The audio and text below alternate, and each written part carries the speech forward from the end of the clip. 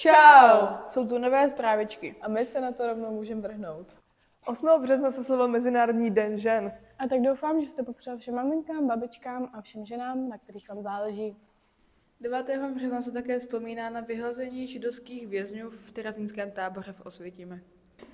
Tak to můžete říct se mnou, pane učiteli. Já nevím co. Vstup včera do NATO.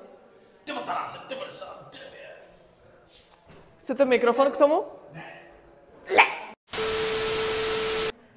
12. března 1999 vstoupila Česká republika spolu s Polskem a Maďarskem do NATO. Teď se jdeme podívat, jestli o tom naši žáci vědí. Jak se jmenuješ? A víte, co se stalo 12. března 1999? Rozpadl se Sovětský svaz. Nic neřekl. Jo, tam vstupuje České republiky do NATO. Bohužel si nevzpomenu. A když ti napovím dataci od pana učitele Kokošky 1999? To tam nemůžete dát. Nemám ponětí. Datace? Jakže? 1999.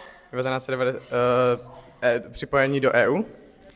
Čus, sorry, že ruším váš. Víš, co se stalo 12. března 1999? No, tak to vůbec netuším. Ne, nevím. Datace nic? A ty to víš? Co?